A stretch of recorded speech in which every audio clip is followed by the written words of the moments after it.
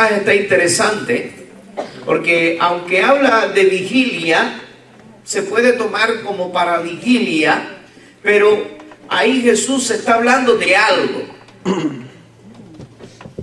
Jesús dice: velen y oren para que no entren en tentación.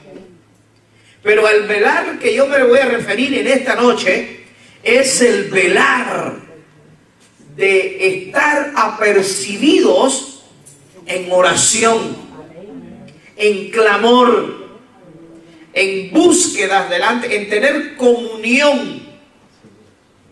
¿Ve? Gloria al Señor. Gracias, pastor. Amén. Ahora, cuando vamos al significado de la palabra preparados, ¿alguien sabe lo que significa estar preparado? Estar en óptimas condiciones. Amén. Estar en óptimas condiciones. Mire, si usted va al deporte, en Cuba se practica mucho deporte y yo practiqué cuando joven el boxeo, practiqué algunas cosas allá. Y usted sube al ring, le pongo este ejemplo, usted sube al ring sin tener una preparación, de seguro que en el primer round lo noquean.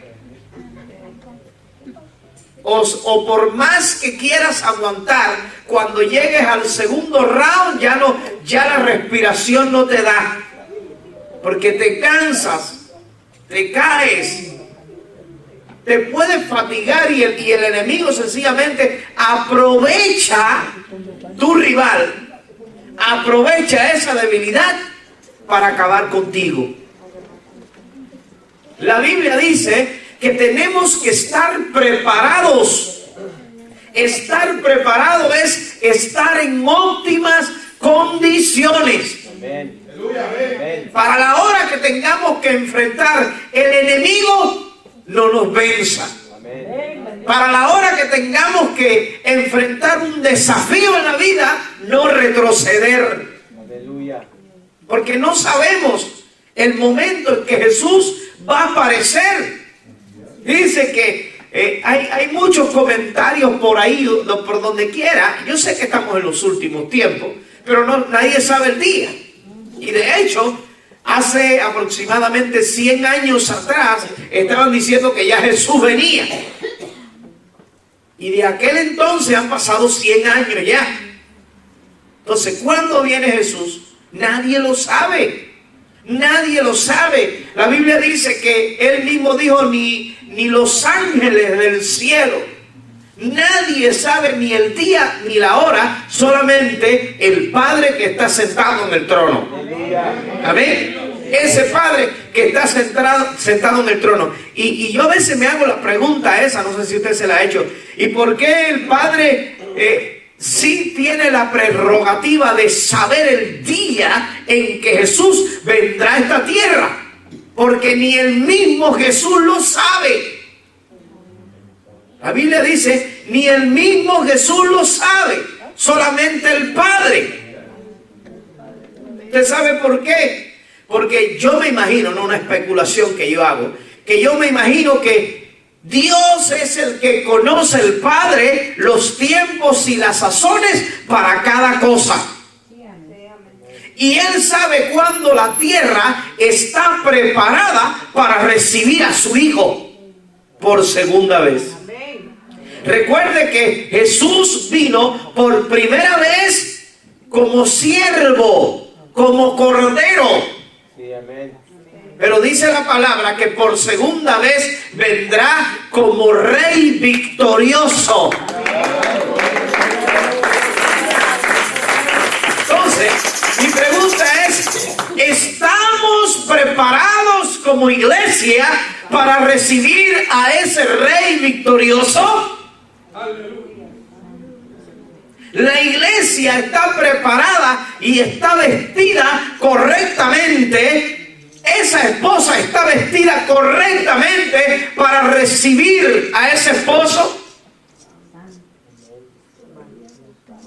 Entonces, cuando leemos este pasaje nos damos cuenta que aunque esos discípulos estaban con Jesús, no estaban preparados. Y fíjense, ellos tuvieron la gran dicha, la gran bendición de contemplar a Jesús con sus ojos. Lo vieron, lo tocaron, escucharon literalmente con sus oídos las palabras de Jesús, sus enseñanzas, sus correcciones, vieron sus milagros, vieron todo lo que Jesús hacía. Ellos lo vivieron. Sin embargo, el tiempo demostró que no estaban preparados. Aunque Pedro se hizo el gallito fino, no estaban preparados. Y ustedes saben que antes de Jesús decir eso, Jesús estaba diciendo eso en el monte de los olivos, ahí en el huerto de Getsemaní. El huerto de Getsemaní estaba ubicado en el monte de los olivos. ¿Amén? Amén. Pero ¿dónde estaba Jesús? Aproximadamente 2 horas antes. Porque esto es, ahí suceden, viene una cadena de sucesos, uno detrás de otro, hasta que Jesús es prendido y llevado para crucificar. Ahí fue donde ocurrió, donde Jesús es prendido, lo prendieron y lo llevaron para torturarlo y después para crucificarlo. Pero 2 horas antes de Jesús decir estas palabras, ¿dónde estaba? Estaba cenando con sus discípulos en la última cena. Estaba comiendo con ellos y se estaba deleitando con los discípulos. Yo me imagino que ellos se sentían gozosos, se sentían alegres comiendo con su maestro. Pero de buenas a primera, de repente Jesús se pone de pie y dice: todos ustedes, no dijo ni uno, no puso una excepción, todos ustedes se van a escandalizar de mí en esta noche. Ahora, cuando usted mira ese significado, ¿por qué Jesús dijo que se iban a escandalizar de él? Porque cuando la persona se escandaliza de alguien es porque realmente no lo ha apreciado como tiene que apreciarlo. No lo ha estimado como tiene que estimarlo. En otras palabras, Jesús les estaba diciendo que ellos todavía no habían sincronizado con Jesús. Su mensaje, su palabra, el propósito eterno por el cual Jesús había venido. No lo habían entendido. Y cuando Jesús le dice, ustedes todos se van a escandalizar de mí, les estaba diciendo literalmente, no están preparados. Lucha. No estoy peleando. Aleluya. Que nosotros los cubanos predicamos así, hablamos así un poco fuerte. Gloria a Jesús. ¿Cuántos alaban a Dios? Amén. Gloria a su nombre, Jesús. No están preparados. Pero ahí salió Pedro.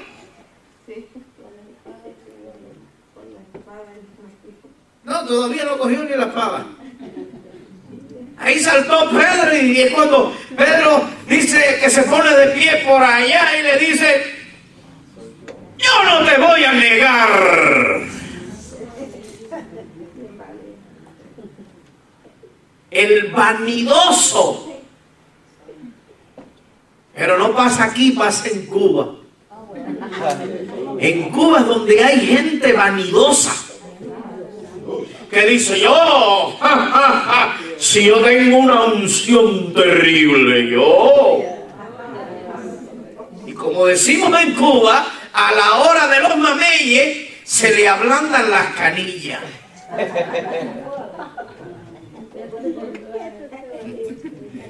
¿Cuántos bendicen al Señor?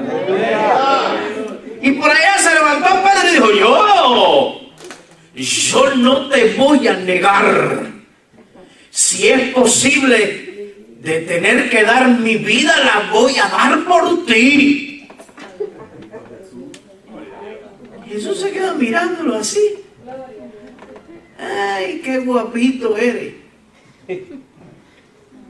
No sé cómo se le dice aquí la palabra valiente. Bueno, qué valiente para que me entiendan. A lo mejor guapo aquí significa otra cosa. Sí,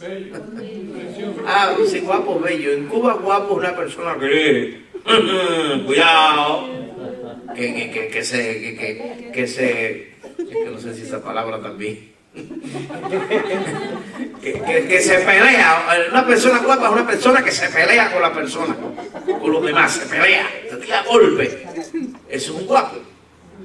Por eso en Cuba había un programa que le decían el guapo Cheumalanga, ¿no te acuerdas? Cubano. Y salía para la calle así, el guapo, y no había quien se metiera con él porque le enterraba el cuchillo. ¿Estás entendiendo? Entonces, se hizo el valiente. Yo no te voy a negar. Si es posible, voy a dar mi vida. Estaba desmintiendo a Jesús delante de todos. Jesús que conoce el corazón. Jesús que conoce lo que hay. Mira, por más que podamos aparentar algo delante de la gente, Dios sabe quiénes somos.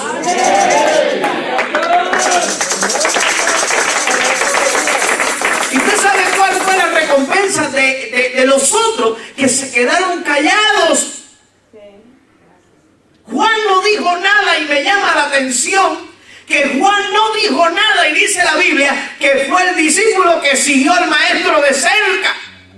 Y él no dijo nada porque la valentía no se demuestra en lo que uno habla, sino en lo que uno hace. ¿Está entendiendo esa palabra? Por eso Jesús le dice, no me vas a negar. Mira, antes de que el gallo cante 3 veces, antes de que el gallo cante me habrás negado 3 veces. Yo no te voy a negar. Y dice la Biblia que después todos los discípulos, y dice la Biblia textualmente en ese pasaje, que después los discípulos dijeron lo mismo. Nosotros tampoco te vamos a negar. Porque hubo un cabecilla que desafió públicamente al maestro cuando dijo una palabra. Ustedes se van a escandalizar de mí. Y saltó un cabecilla por allá, creyéndose 2 o 3 cositas, y después sirvió eso para que los demás también empezaran a decir, tampoco te vamos a negar. Pero mira, Jesús no dijo una palabra más. Tomó los 12 discípulos, o los 11, porque en ese momento habían 11 nada más. Judas ya se había ido. Ya estaba buscando la turba por allá. Y toma a los 11 discípulos y le dice, vamos a orar al monte de los Olivos. Y se los lleva a un huerto que había allá arriba, que se llama el huerto de Getsemaní.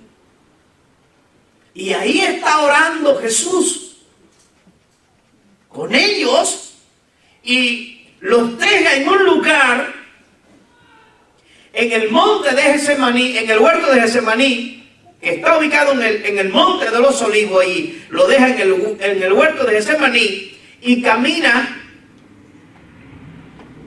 unos metros y se pone a orar. Y está orando aproximadamente 1 hora, diga, un tiempo. Eso simboliza un tiempo. Puede simbolizar 2 años. Puede simbolizar 10 años. El asunto es que los deja ahí, en el huerto de Getsemaní, y camina unos metros y empieza a orar, y está 1 hora orando, Y cuando Jesús regresa, ¿qué estaban haciendo ellos? ¿Quién sabe roncar aquí?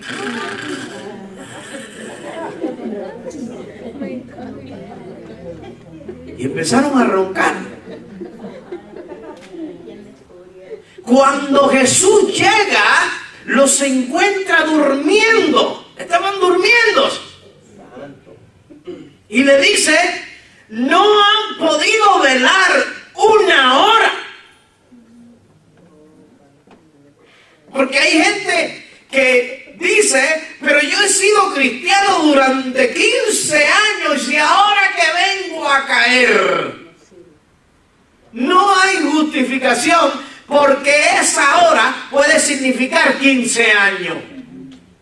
El asunto es que Jesús te dejó en un lugar determinado, un lugar que vamos a ver el significado ahora, y regresa al cabo de un tiempo, y cuando llega donde tú estás, te encuentra dormido. Quiere decir que ya no estabas velando.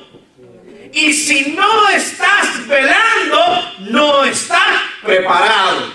Amén. Gloria a Dios. Amén. ¿Aló? Amén. ¿No estás preparado? Y es cuando Jesús le dice, no han podido velar una sola hora. Velen y oren para que no entren en tentación. El espíritu está dispuesto, pero la carne. Por eso alguien por ahí que estudia teología habló acerca de esas tres manifestaciones del ser humano, que es el cuerpo, el alma y el espíritu. Y el alma y el espíritu son los que literalmente siempre están en comunión con Dios. Pero si pierde esa comunión con Dios, ¿usted sabe quién se levanta? Se levanta la carne. Por eso tenemos que vivir en el Espíritu, en esa comunión con el Espíritu Santo, y que nuestra alma se someta a esa voluntad del Espíritu Santo para que la carne no se levante. Amén.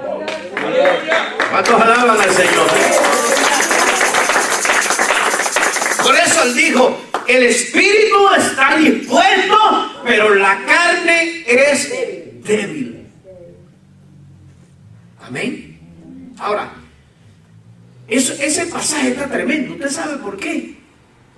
Porque dice la Biblia que Jesús lo lleva a un lugar que se llama Getsemaní, que está ubicado en el Monte de los Olivos. ¿Sabe lo que significa Getsemaní? ¿Alguien sabe lo que significa Getsemaní? Lugar de la provisión. Getsemaní significa literalmente lugar de la provisión. ¿Sabe lo que significa olivar o monte de los olivos? El huerto de Getsemaní está ubicado en el monte de los olivos. ¿Sabe lo que significa el olivar o monte de los olivos? Lugar del aceite. Jesús no los deja desamparados por ningún minuto. Aunque camina, dice la Biblia, unos pasos y se retira de ellos, lo deja en un lugar de provisión. ¡Aló! Lo deja en el lugar de la provisión donde estaba el aceite del Espíritu Santo. ¿Cuántos bendicen al Señor? No los deja desamparados. ¿Y cómo es posible que Jesús deje a los discípulos en el lugar de la provisión? No lo dejó en un lugar donde hubiera escasez, donde hubiera miseria, donde no hubiera poder espiritual. No, lo dejó en un lugar para que ellos no se durmieran. Y sobre todo había manifestación del Espíritu, porque el olivar significa lugar del aceite. Y en la Biblia el aceite es un símbolo del Espíritu Santo. Un símbolo de la unción. Y allí se quedaron dormidos. ¿Cuántos bendicen al Señor? Aleluya. Gloria a Dios. Qué tremendo está eso. Jesús pone una comparación acerca de esto cuando pone la parábola. ¿Cuántos conocen la parábola de las 5 vírgenes prudentes y las 5 insensatas? ¿Cuántos han reflexionado en esa parábola? Porque sí, bueno, 5 de ellas eran tontas. Porque no dice, la traducción no dice, aunque dice la Reina Valera insensata, la traducción lo que dice es tonta. Y le voy a decir la palabra más que dice, la palabra más fuerte. Dice la traducción verdadera que eran estúpidas. ¿Aló? Eso está fuerte. 5 prudentes y 5 estúpidas. Pero ¿sabes? Esa palabra suena un poco fea. Pero la palabra estúpida es de mente cerrada. Es lo que significa. Así que se ve muy fea, pero tiene un significado que no es tan feo. Estúpida. Estúpida.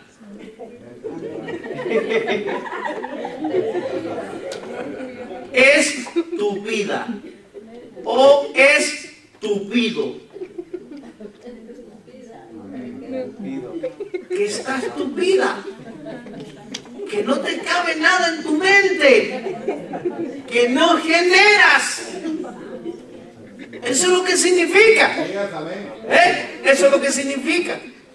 Y Jesús dijo, 5 de ellas eran insensatas y 5 eran prudentes. Y dice que empezaron a esperar el esposo. Y el esposo tardó. ¿Y qué pasó con ellas? Con las 10. Cabecearon y se quedaron dormidas. Pero no dice eso la traducción. No dice que se quedaron dormidas.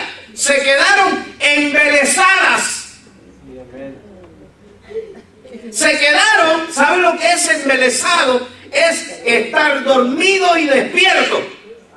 Estar entre dormido y despierto. Es como cuando la gente, pastor, viene al culto y lo ven mirándote y están como pescando.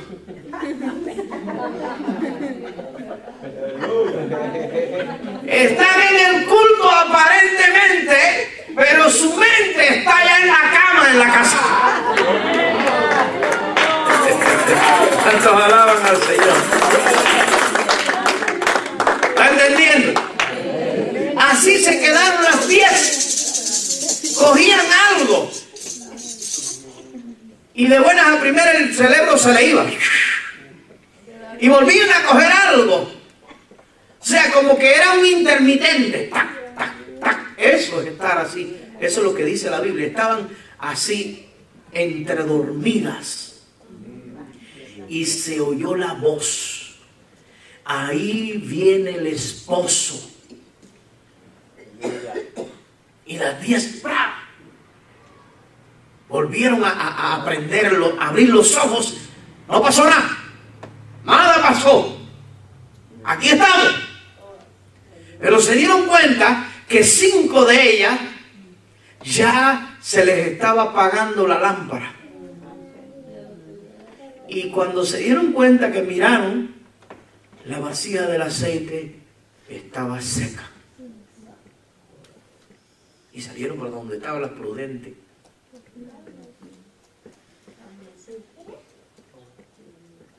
Y le dicen, denos de nuestro aceite, de tu aceite, dame de tu aceite.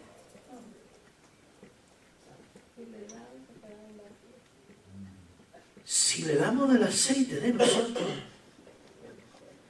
nos vamos a quedar sin aceite. Pero usted sabe lo que significa eso. Escucha esta palabra. No hay ningún ser humano que pueda suplantar lo que solamente el Espíritu da.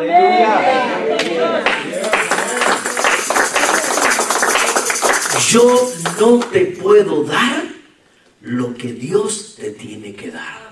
Amén. Así es. Eso es lo que estaban diciendo las vírgenes.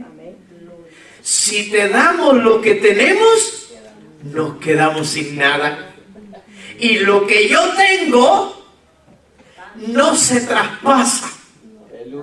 Porque lo que viene de Dios para mí es. Amén. Bendito Dios. Me pertenece, me alimenta, me fortalece, pero es para mí. Eso está diciendo que los ministerios que Dios te ha dado son para ti.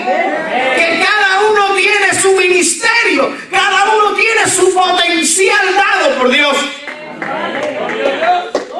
Por eso yo no puedo decir a él: te voy a regalar mi manto para que seas apóstol. Yo no puedo hacer eso. ¿Yo puedo hacer eso? Eso lo puede hacer Dios nada más. Perdón, hermano.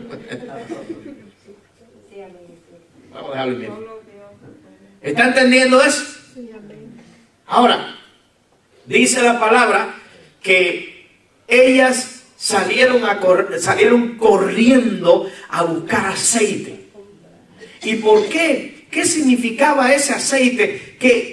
¿Para qué servía ese aceite en la casa? ¿Para alumbrar qué cosa? Las lámparas. La lámpara. Con ese aceite se alumbraba la lámpara para que la lámpara estuviera prendida. En todas las casas, nosotros no tenemos quizás esa cultura, pero en las casas de los judíos allá, ellos tenían por costumbre que en cada casa había una lámpara encendida. Y si usted analiza la Biblia, hay muchos pasajes que hablan acerca de esa lámpara. Y el mismo salmista dice: la lámpara del justo no se apagará jamás. No apagarás tu lámpara en la casa, porque ella alumbrará lo que están en la casa. Jesús dijo: nadie pone una lámpara en su casa y la mete debajo de la cama, sino que la pone en alto para que todos vean la luz. ¿Aló? Esas 5 vírgenes tenían esas lámparas. Eso es lo que representaba lámparas encendidas.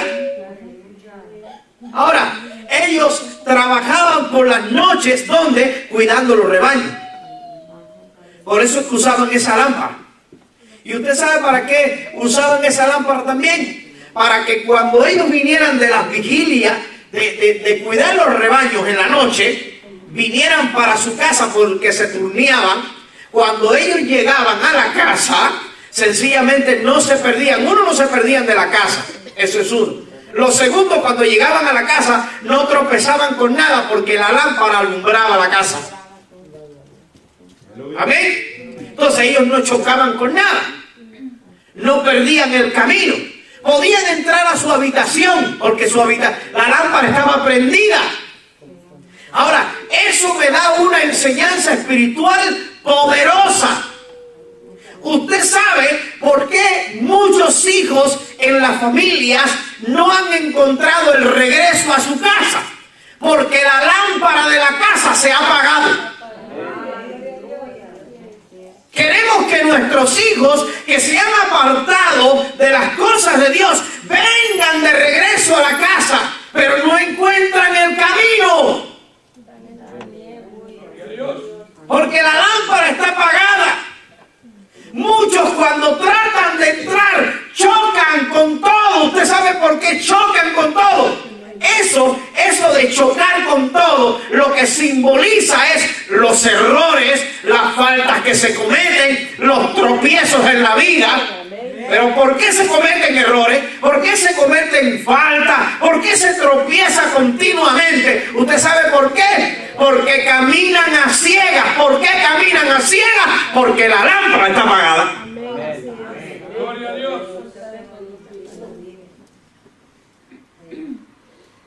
Y dice la Biblia que era un recurso indispensable para que el rey entrara a tu casa. ¿Cuántos alaban al Señor?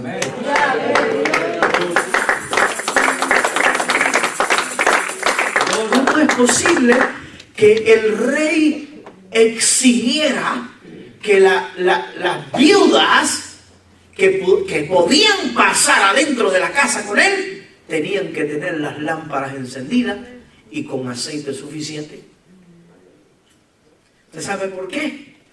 Porque el Señor jamás tendrá comunión con alguien que tiene la lámpara apagada. Y entrar a la casa significa compartir, tener comunión, conversar contigo, bendecirte. Pero ¿cómo Dios puede hacer eso en una casa apagada? Salieron corriendo y no llegaron a tiempo. Le pidieron aceite a las demás vírgenes y ellas no pudieron darle aceite. ¿Cuántos bendicen al Señor?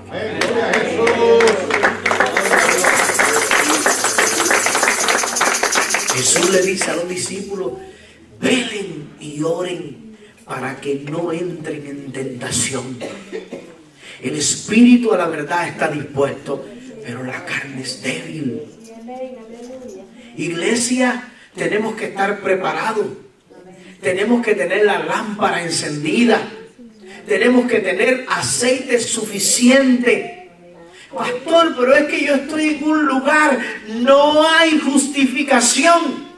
Jesús se ha separado por unos metros de nosotros. Está ahora a la diestra del Padre intercediendo por ti y por mí. Se separó por unos metros de nosotros, pero dice la Biblia que nos ha dejado en un lugar de provisión y con aceite celestial. No tenemos justificación para decir: no, te negué porque tú me dejaste en un lugar desprotegido. Jesús dijo: yo me voy, pero yo estaré con ustedes todos los días hasta el fin del mundo. Mi espíritu estará con ustedes, les consolará, les ayudará, les va a fortalecer, los va a sanar, les va a traer liberación. No estarán solos. No hay justificación. Por eso le decía al principio que el estar fortalecido con Dios depende de mí, de lo que yo quiero creer. Y si me quiero acercar al Señor, como tengo que acercarme, porque si lo hago de esa manera, cuando Jesús regrese, me va a encontrar despierto. Aleluya. No va a decir: no has podido velar ni 40 años. Porque eso es un tiempo. Es algo que... por supuesto, Jesús estuvo una hora literalmente. Pero si usted lo lleva a lo que es las cosas espirituales, lo que significa es un tiempo. Jesús puede venir en nuestro tiempo ahora. Pero a lo mejor Jesús demorarse 50 años más. Yo tengo 50 años. A lo mejor duro 100.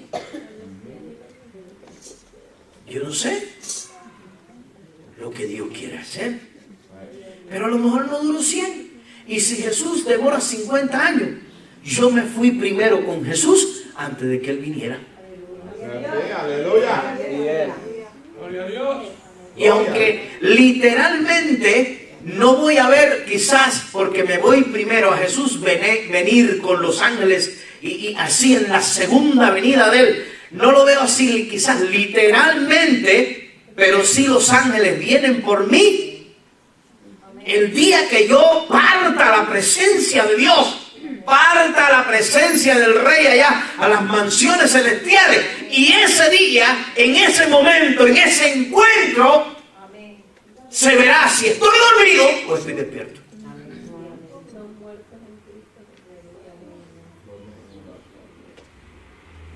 ¿Cuántos alaban al Señor? Y fíjense una cosa. La gente del mundo, para la gente del mundo hay una doctrina. Nosotros tenemos una doctrina de vida. Los cristianos, ¿ve? ¿Cuántas veces mueren los cristianos?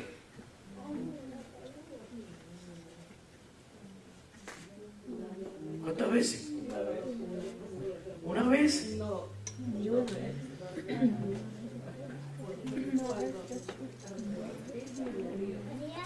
Una sola vez.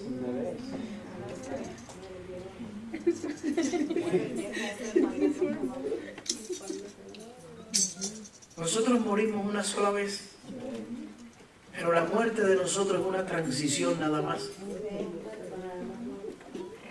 Es una transición para resucitar con Cristo en gloria.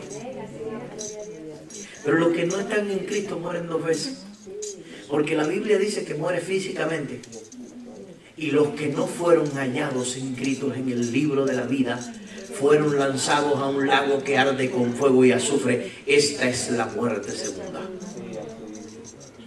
Mueren dos veces. Nosotros morimos una sola vez y nos encontramos con Cristo. Los que no están en Cristo mueren dos veces. Que cuando Cristo venga con los ángeles, o cuando sencillamente te mande a recoger de esta tierra, te encuentre despierto, te encuentre velando, te encuentre preparado. ¿Usted sabe para qué? Para que no lo niegues. Porque la Biblia dice que nada más que Jesús regresó, que los encontró durmiendo, dijo unas palabras Jesús: basta, el Hijo del Hombre va a ser entregado. Llegaron la gente, prendieron a Jesús. ¿Y qué hicieron los discípulos? Salieron corriendo todos. A eso es lo que se estaba refiriendo Jesús cuando dijo: todos ustedes se van a escandalizar de mí. Todos se fueron. El guapo Pedro, el valiente Pedro, cogió una espada y le arrancó la oreja a una persona. Y cuando le arrancó a la oreja a una persona queriendo demostrar que era un valiente, y solamente lo que tenía era un poco de ira por dentro, porque después demostró que no era valiente nada, Jesús tuvo que subsanar el error de ese creído valiente. Porque cuando le corta la oreja al guardia, Jesús tiene que venir y recoger la oreja y pegársela de nuevo. Como diciéndole: Pedro, la valentía que yo quiero no es esa. La valentía que yo quiero en tu vida es que te mantengas con los ojos abiertos, que te mantengas velando, que te mantengas fortalecido espiritualmente, que te mantengas haciendo lo que yo quiero en esta tierra según el diseño que he establecido para cada uno de ustedes. Bendito Jesús. Que Dios te halle cumpliendo con la asignación que te ha dado como su hijo. Porque si vienes a la iglesia y te sientas en la iglesia y no haces nada de lo que Dios ha diseñado para ti, tampoco estás velando. ¡Aló! Amén. Hago una pregunta en esta noche. ¿Sabes tú, has descubierto para qué Dios te ha diseñado? ¿Para qué Dios te ha asignado? Yo tengo una asignación. El ministerio que Dios me ha dado es una asignación, no un título. Como la gente confunde eso, hay ministros que dicen, eres pastor, y entonces estiran la corbata. Y no saben que el pastorado no es un título, es una asignación. Y las asignaciones son para servir. Si eres evangelista, tienes una asignación de servicio. Si eres apóstol, tienes una asignación para servir a los demás. Lo que sea que eres en el reino, ha sido asignado para servir. Porque aunque la Biblia dice que somos reyes y sacerdotes, ahora estamos en el tiempo de la toalla y el lebrillo. ¿Aló? Y la gente le gusta que lo sirva, pero ellos no sirven a nadie. Cuando Cristo venga, que te halle haciendo lo que te mandó a hacer. Si vienes todos los días a la iglesia, pastor, pero yo vengo todos los días a la iglesia. Sí, pero Dios te dio una asignación de ser evangelista, de evangelizar en las calles, evangelizarle a la gente, y tú lo estás haciendo. Mira, estás gastando el pantalón aquí en la silla de la iglesia por gusto. Te están saliendo en pollita por gusto. Estás gastando los taconcitos todos los días para la iglesia por gusto, porque la asignación que Dios te dio para que hiciera, no lo estás haciendo. Jesús. Yo no sé cuál es la asignación que Dios te ha dado, no me voy a meter en eso. Pero de que te dio una asignación, te dio una asignación. De que te dio un ministerio, te lo dio. De que te repartió talentos, porque la Biblia dice que el Espíritu Santo reparte talentos y dones según lo que Él estime conveniente para la iglesia. Y esta iglesia está llena de talentos. Esta iglesia está llena de dones. Esta iglesia está llena de ministerios, de asignaciones dadas por Dios. Y esas asignaciones es para cumplir con un propósito. ¿Cuántos están preparados verdaderamente?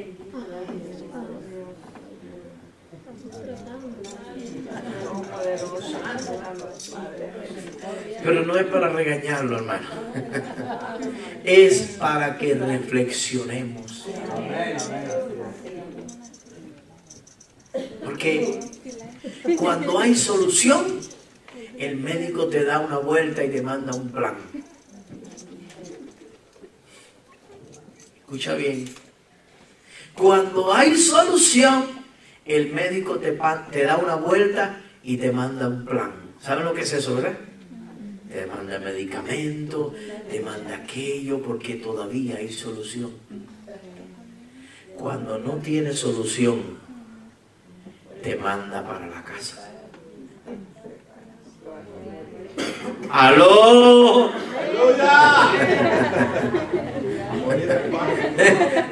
¿No has visto eso cuando lo hacen los médicos? Mira, ya no podemos hacer nada contigo, te mandamos para tu casa, que te mueras en tu casa. Pero eso es lo que hacen los médicos naturales. ¿Tú sabes lo que hace el reino? Tú no tienes solución, mijito. Vamos para la casa. ¿Cuántos alaban al Señor en esta noche? ¿Cuántos alaban al Rey? Gloria a Dios. Espero que esta sencilla enseñanza le haya servido de edificación, iglesia. Amén. Tenemos que prepararnos. Estamos en tiempos difíciles, pero Dios nos da todos los recursos para prepararnos. Amén. No estamos desamparados. Recuerda, estás en Getsemaní, estás allí en el huerto de los olivos, gloria al Señor, donde hay provisión sobreabundante y donde el aceite del Espíritu corre para bendición de su pueblo. Amén. Que Dios te bendiga a todos en esta noche. Gloria al Señor. Ha sido un placer, pastor, compartir la palabra. Les bendigo en el nombre de Jesús. Padre, gracias por esta noche. Gracias por poder compartir con esta iglesia, este pueblo precioso que está en un tiempo de búsqueda aquí, Señor. Está velando, Padre de la gloria. Está intercediendo, está clamando. Otros se fueron a dormir. Los bendecimos también, Señor. Pero estos valientes que se quedaron aquí, Señor, permite que tú los estés colmando con una bendición especial sobre su vida. Señor, que tú les estés fortaleciendo, que les estés guiando, que les estés levantando, que les estés llenando, Señor, con tu gloria, con tu poder. Para el día que venga, Señor omnipotente, estar despiertos y velando. Gracias en el nombre de Jesús. Amén.